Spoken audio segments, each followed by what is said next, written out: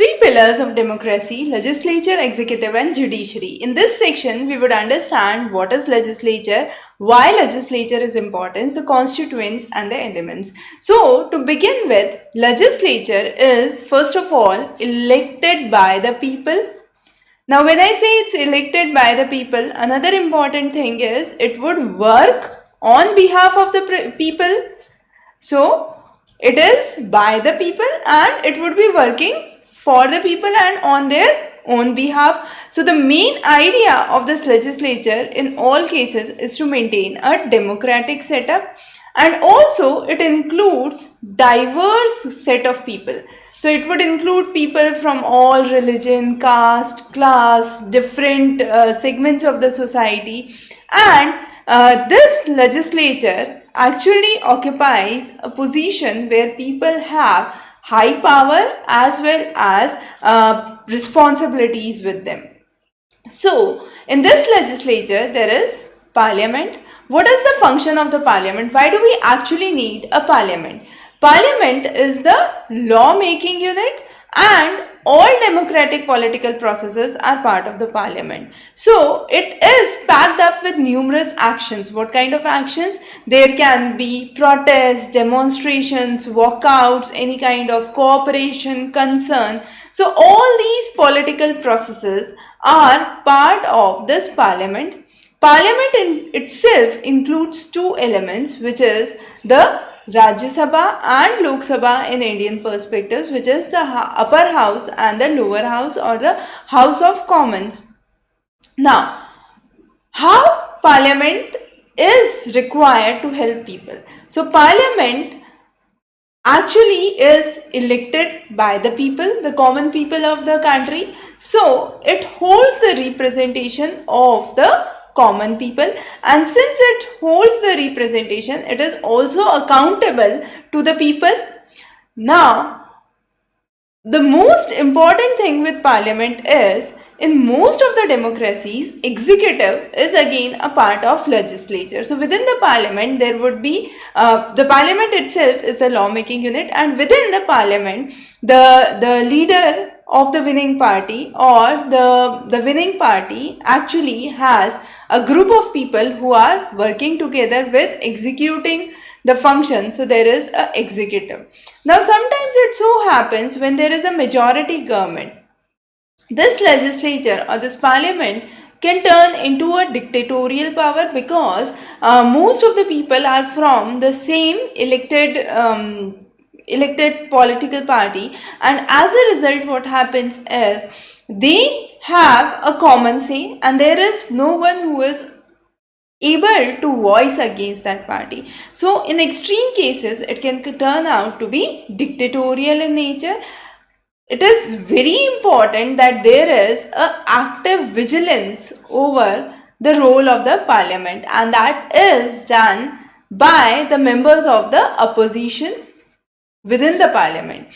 Now, so the parliament, as we said, has the power to choose and dismiss the government, the existing government, and the strong cabinets are important because strong cabinets create strong leaders which can actually satisfy the needs of the common people. So, if we say, or if we talk about an example which happened on 28 February 2002, the finance minister at that time proposed in the union budget that there would be an increase in the price of the bag of urea by rupees 12 and the other commodities, other fertilizers by 5%. So, the current price actually increased, but later, due to intense opposition, this has to be had to be taken up again or rolled back. So, what this actually demonstrates is the executive, which is the finance minister here, took a decision, but that executive was actually succeeded by the legislature because the opposition made it that these are intense high rise in the prices and therefore cannot be taken into the practice, and therefore based on the legislature's demand, the executive had to rule back, and therefore we say legislature succeeds in control over executive. So legislature has the power to control the executive as well. So legislature's power to control the executive is again very important, and that we have seen through this example. Now, why there are two houses in the parliament? India is a nation of diversity, huge population, and to represent all segments correctly, we need to have a national legislature. In India, this national legislature is named nothing else but parliament, and this parliament has two houses, which is the House of People, the Lok Sabha, and you also have the Council of States, which is the Rajya Sabha. Rajya Sabha is also known as the upper house. Lok Sabha is known as the lower house. Now this holds true at the center level. But what about the states? States can be either unicameral or bicameral as in India. So states have their own state legislature. As we have Prime Minister at the center, we have Chief Minister at the state. As we have President in the center, we have Governor at the state level.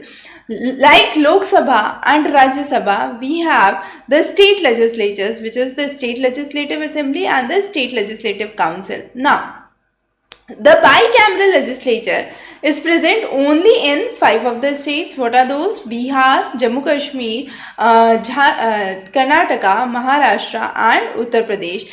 However, all other states have just state legislative assemblies, but in the case where there is bicameral legislature, it is important that for those bicameral legislature, the decisions have to go through both the houses of the state legislature and then finalized, except for money bills. Money bills can originate only in the lower house. Okay, so that's one of the important method. Now, what on why bicameral legislature is required? Bicameral legislature makes sure that whatever decision is done through both the houses. So even at the state level, even at the center level, there is possibility for reconsideration, there is possibility for suggestions, there is possibility for feedback that is there because there is bicameral legislature. We have two houses which are present, and the other house, the upper house, which is the Rajya Sabha in this case, or the State Legislative Council in the case of state, has the power to provide suggestions, feedback, recommendations for the same. So this bicameral legislature concept is also into existence in this country like Germany. There we call it as Federal Assembly and Federal Council, Bundestag and Bundesrat. Now this assembly has a combination of direct and proportionally represented population for a period of 4 years.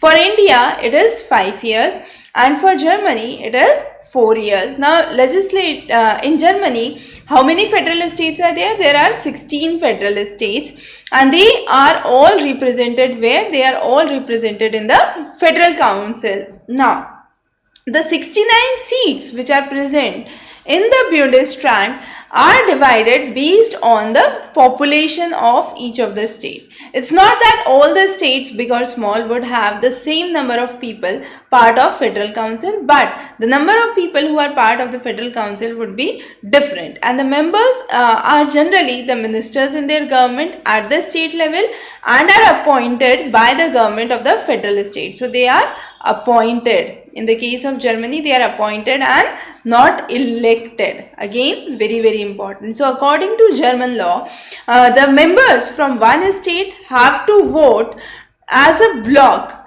as per the instructions given by the state government. So of one, all the members from one state would give vote as one block. It's not that there are 5 people, so all 5 people would have independent views. They would have a common view, and then there would be the block vote or the block vote which would be given, and this would be as per the instructions by the state. Now, if there is a coalition government at the state level and they are not in a position to reach into a common agreement, these 5 people, for example, in the block, they may abstain themselves from voting.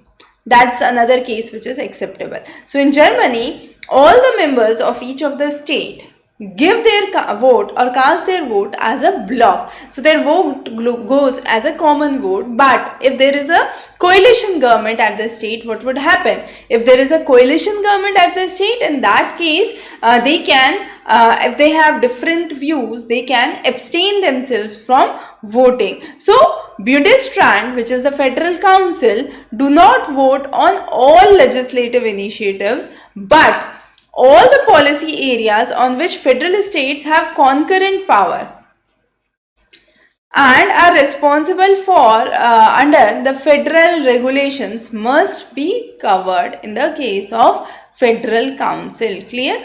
So Federal Council, all policy areas which have concurrent powers and which are responsible for federal regulations must cover this. It can veto on the legislation as well. Now in the case of India, we have the two houses, as we said, Rajya Sabha and Lok Sabha. Rajya Sabha is the upper house and this is a permanent house. So that means it is there, the members are there for the period of 6 years, but 1/3 of the member retire every 2 years.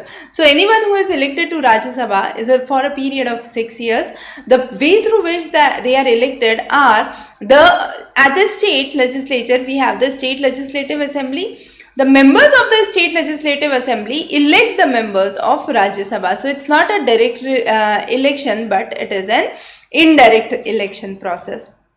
Also, in United States, all the states have equal representation, but that's not the case in India, because we have, let's say, in one case Uttar Pradesh, on the other hand we have Sikkim.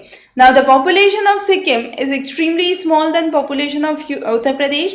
If we give equal number of votes, if we consider that they have equal population, then so state has representation, then what would happen? The population of Sikkim, which is very less, would have, if each of the state would have equal representation at Rajya Sabha, let's say UP with a population of nearly more than 1700 lakhs, and Sikkim on the other hand with a population of only 5 lakh would have equal number of representation in Rajya Sabha, which is again incorrect.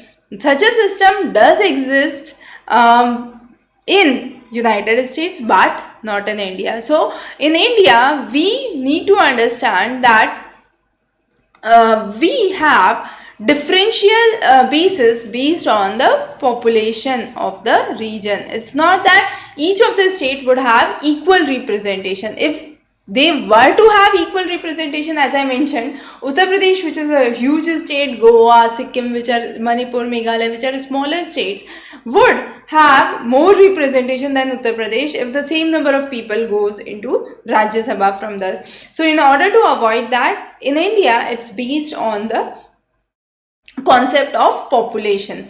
12 members in Rajya Sabha are nominated, and they are nominated by whom? They are nominated by the President of India. They are distinguished in their fields of art, literature, social service and sciences. Okay, the next important thing is larger population means larger representation. So as we said, Uttar Pradesh would have having larger population would have more representation in contrast to Sikkim.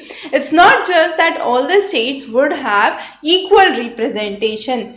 Now what are the special powers? Except for money bills, all the matters which are pertaining to non-money bills, constitutional amendments or impeaching the president, removing the vice president are in equal power with Lok Sabha and Rajya Sabha. Also, Rajya Sabha has a power to represent the state and protect the powers of the state.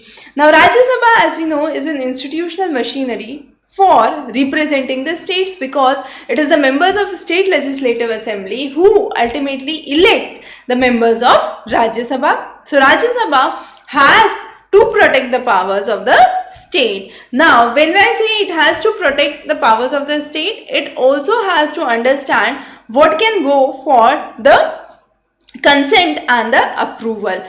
As mentioned, Rajya Sabha cannot either initiate, reject or amend any of the money bills.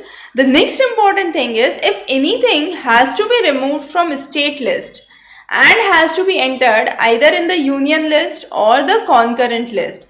That work cannot be accomplished without the role of Rajya Sabha.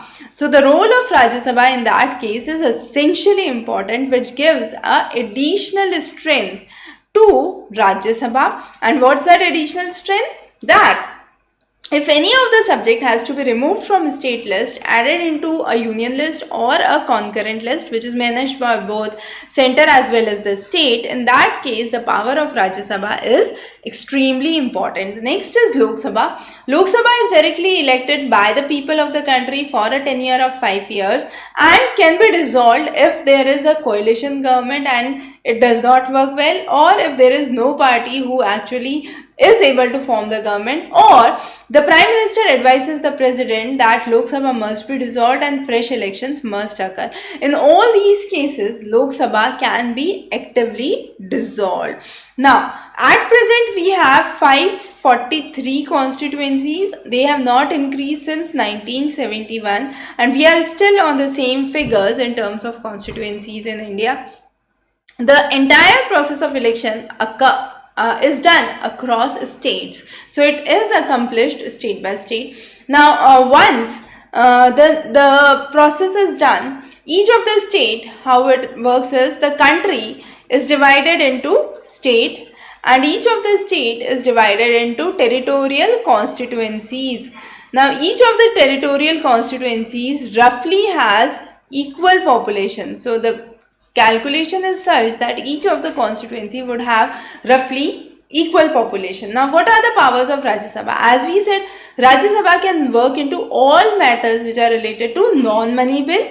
They have the power to amend the constitution, control over questions, introduce no motion and resolution, participate in the removal of President of India, the Vice President of India, the judges of Supreme Court and High Court, and also initiate the process for removal of Vice President, which can be done through Rajya Sabha only. So another important function which we need to understand.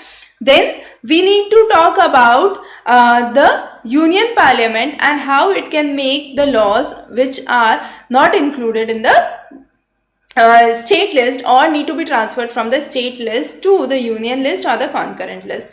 In contrast to that, the powers of the Lok Sabha are dealing with the matters of union list and concurrent list. Lok Sabha has the power to introduce the money bill, approve taxation, budget and annual financial statements, and also control the executive similar to the Rajya Sabha. It can be by asking questions, supplementary questions, no confidence motion or bringing in any resolution. Lok Sabha has the power to amend the constitution, to approve the emergency in case it is required. It also helps in the election of President, Vice President, removal of the judges of Supreme Court and High Court, and establishment of various committees and reports for considerations of the bill so that those bills can actually turn into law and can be executed by the executive. So these are some of the powers of Lok Sabha and Rajya Sabha. Lok Sabha is the lower house, house of people. Rajya Sabha is the upper house, the council of states, and the powers differ in terms that Rajya Sabha, no money bill is actually initiated or discussed or amended. However, Lok Sabha has the power to deal with money bills. Rajya Sabha has the power to approve the constitutional amendment in the process of removal of President, Vice President, judges of Supreme Court and High Court, and initiating the process for removal of Vice President. Also, it has the power, Rajya Sabha has the power to change any subject from state list to union list or concurrent list, which is one of the very special powers of Rajya Sabha in contrast to Lok Sabha. So coming to the functions of Parliament. Parliament has the following important functions. The first is the judicial function. Under the judicial function, it has the power to consider the removal of President, Vice President, the judges of Supreme Court and High Court. One of the very important functions of Parliament. Under the electoral function, Parliament has the power to elect the President and Vice President of India. So it has the power to elect as well as remove. The power of election comes with the Lok Sabha. Now, the constituent functions. Under the constituent function, it has the power to discuss and enact changes in constitution if and when required, whether the constitution needs to be amended, if there has to be any change which has to be brought into the constitution, and if the constitutional amendments are there, a special majority would be required for the amendment to actually take place and the bill to convert into a law. Then we have debating functions. Debating function means it is a platform for highest order of debate. Any function which is related to public welfare, anything which is required to be discussed is debated. For example, the recent case of Farm Bill. Now, the debating function would enable the people to discuss, and therefore this feature itself is known as the heart of Parliament or the heart of the democratic decision making. It is called as the heart of the democratic decision making. The next is representation. It brings in representation from diverse segments of the society. Now, diverse segments of the society, what do we mean? Diverse segments of the society, we mean that there would be various kinds of people who would belong to various social groups, economic groups, religious groups, and all of them can be elected to the Lok Sabha by indirectly elected to Rajya Sabha by the members of the State Legislative Assembly. So it provides representation from every segment of the society, and therefore this feature is extremely important. The next is the financial function. What do we mean by financial functions? The government's spending is discussed. What spending should go where? How are the financial implications to take place? The legislature's control over taxation, the way the money should be used by the government, everything decided by the Lok Sabha. Now, Rajya Sabha does not have any say in the financial matters or financial purpose. And the important thing is, legislature also ensures that the government spending is either not misused or overused. So it is optimally used is another important thing that we need to understand under financial function. The next is control over executive. In the very beginning, we discussed the case where control of executive is well explained. How?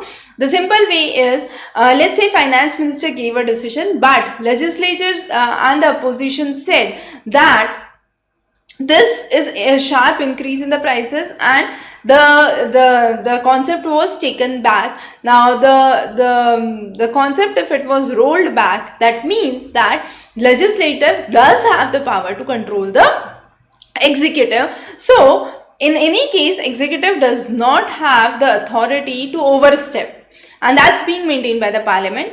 The next is the legislative function. Under legislative function, we understand that the bills which are discussed are to be explained, and this legislative function helps the way the bill to become a law, which we would discuss in the next slide. Now, no major bill is introduced in the parliament without the approval of the cabinet. So any bill which has to be introduced has to be approved through the cabinet. No major bill would be introduced directly without the approval of the cabinet minister. Now, once it is introduced, there would be series of discussions on those. So how it works is, there is a bill. Now, this bill is introduced in either house. It could be either in the Lok Sabha or in the Rajya Sabha. In the Lok Sabha, only if it is a non-money bill. In the Rajya Sabha or Lok Sabha, if in the Lok Sabha, only if it is a money bill, and as well as a non-money bill. So Rajya Sabha only has to deal with non-money bills, simply put, and Rajya Sabha can deal, Lok Sabha can deal with money bill plus the non-money bills, both of those. Now, once these bills are discussed, these bills are sent to the committee. Now, these committees are important. They are also called as miniature legislature. These committees actually bring in and give the report. What is good, what is not, what should be added, what should be deleted. Now, once the committee gives the report, the houses have the right to either accept it or reject it. Before that, there is a detailed discussion. If the bill is accepted, it is sent to the other house. So, if it is accepted in Lok Sabha, it would be sent to the Rajya Sabha. If the Rajya Sabha approves, then it would be sent to the President for approval. If the Rajya Sabha does not approve or gives recommendation, there can be a chance that a joint sitting takes place, joint session of the Parliament takes place. Once it is sent to the President, after the joint session and approval, finally it is sent to the President, and President, if approves it, in that case the bill would become a law, which is the part of the legislature or the lawmaking. So when the bill is passed only through both the houses, if it is a non-money bill, in only those circumstances the bill can turn into a law. Finally, after the consent by the President of India, and the consent of the President of India is essential to make sure that the bill is converted into a law. Clear? Now, there are various types of bills. It can be a government bill or a private member bill. Private member bill is a bill which is proposed by the non-minister. However, if any minister proposes it, we call it a government bill.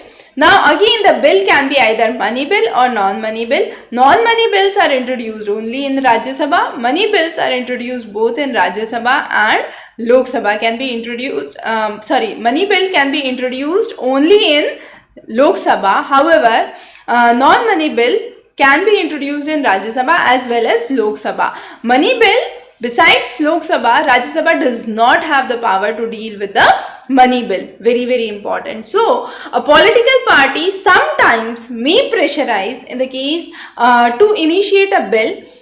This could be a case where a political party wants to have certain election promises that must be fulfilled, or it wants to show that there is chance of winning a future election because of having this bill passed. So there can be hidden political interest. Now also we have to see that if the ruling party is a majority party, there are higher chances that this can be accomplished. But if it is a coalition government, and there can be mutual disputes which can arise. So whenever a bill is introduced either in Lok Sabha or a Rajya Sabha, the ministers usually introduce it. If the ministers introduce it, we call it as a government bill. If it is a non-minister, it is called as a private member bill.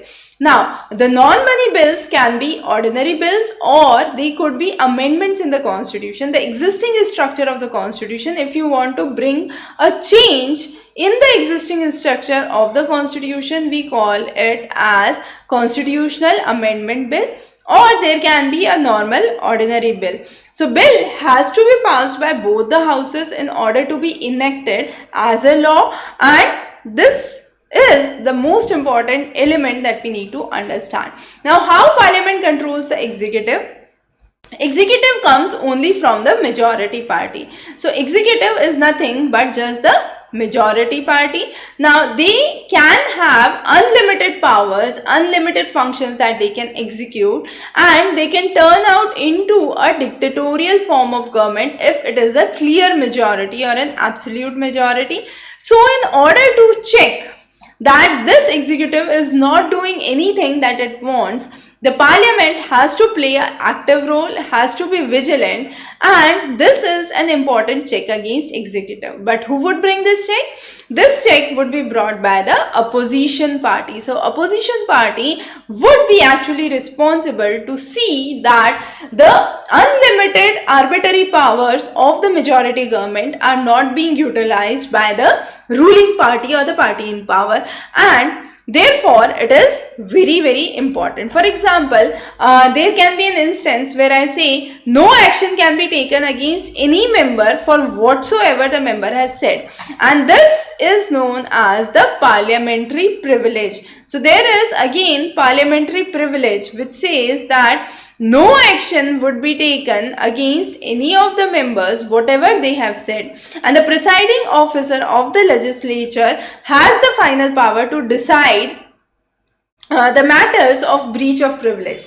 So if we say this is a privilege, who can decide that this is not a breach of the privilege? And that is only the presiding officer of either house, the Lok Sabha or the Rajya Sabha. So such kind of privileges help to make sure that the members of the legislature are actually exercising good control over executive, and executive does not have the right to do anything that they want to do. Despite of the fact that there are parliamentary privileges, there is the presiding officer who has the right to decide that there has been a breach of the privileges which are given, and therefore they have the capability to control the executive. Now, under the parliamentary control, there are 4 important instruments: deliberation and discussion, approval or refusal of law, financial control, and no confidence motion. So, what is deliberation and discussion? Now, any law which is brought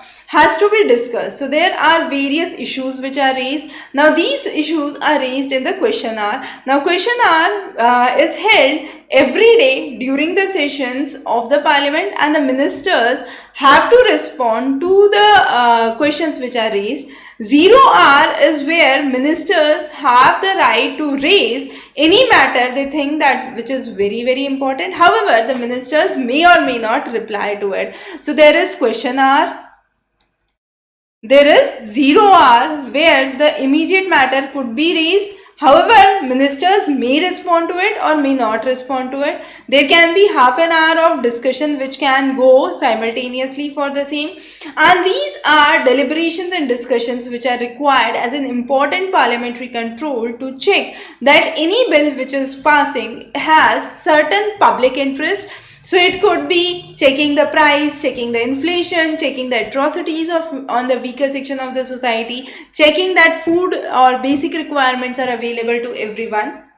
The next is approval or refusal of laws. Now, when the bill is sent to the parliament, to the various committees, and finally is either accepted or rejected. If it is accepted, it goes to the president for the consent, and finally it turns into a law.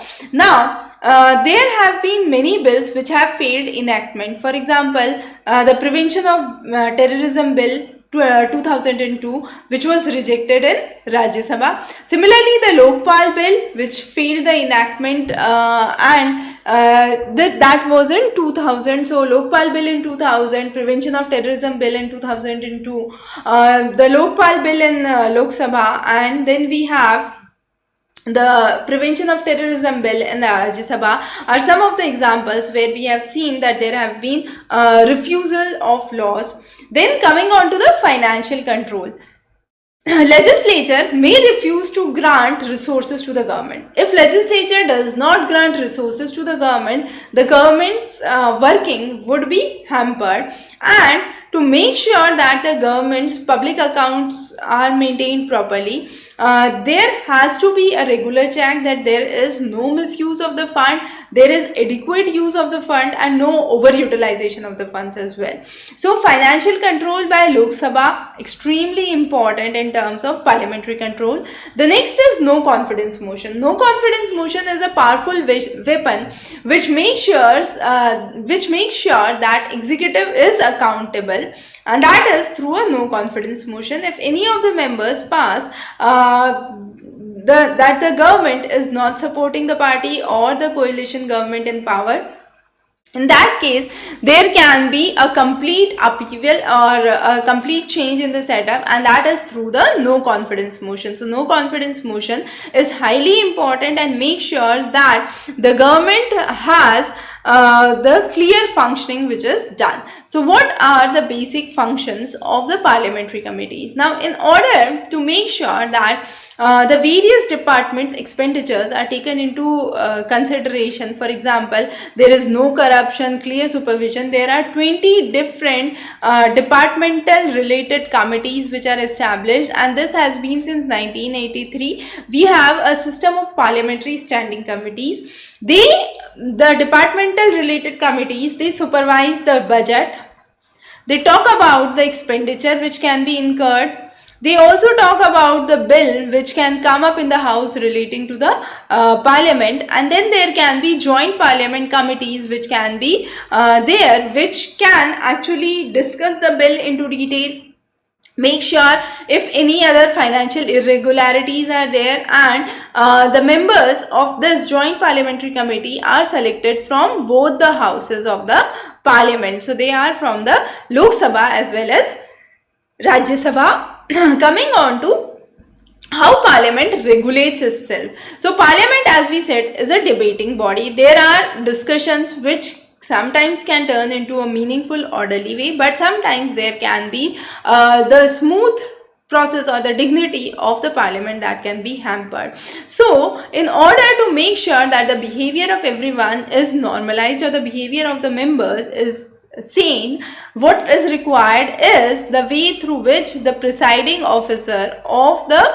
house takes in charge and resolves the dispute. There can be cases of defection. What is defection? Let's say a person belongs to this party A and then says that I am not good with party A and then intermittently switches to party B. That is what is defection. So in order to curb these kinds of defection, anti-defection law was brought under the 91st Amendment Act, and there were modifications to the Anti-Defection Amendment Act.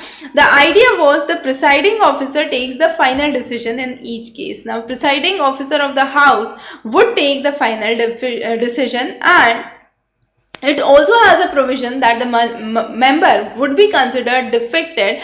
Then the member would lose the membership to both the houses.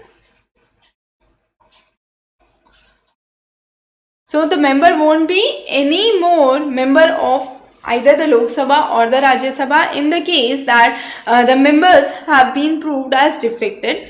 If the member remains absent even when called by the party leader or votes against the instructions of the party, in that case it is also considered as defection. However, over the last few years we have witnessed that this term defection has not been implemented properly, because this has brought additional powers in the hand of party leader, because it is the party leader who would determine whether this could actually be executed or not. And if the party leader says that yes, this is a case of defection, you would be accepting it. And also it gives a special power to the presiding officers. So through this anti-defection law, what we did was we brought more power to the party leaders, more power to the presiding officers. So those were some of the drawbacks that we have witnessed for the defection, the cases of defection. So in this lecture, what we have broadly understood is what is parliament, why it is so important, the constituents of the legislature, the Lok Sabha and the Rajya Sabha, their functions, the special powers of Rajya Sabha.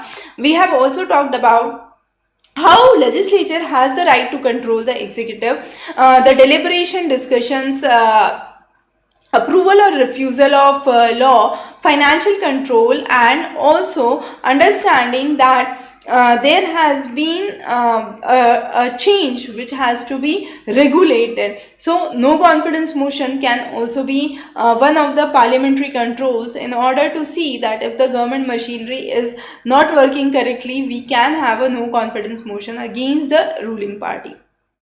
So those are some of the basic concepts that we have covered in this lecture. We will be covering many such interesting sessions in political science and covering the remaining NCERTs as soon as possible. Stay tuned, and also we are bringing a series of MCQ discussions related to political science, so don't miss those. Have a wonderful day ahead.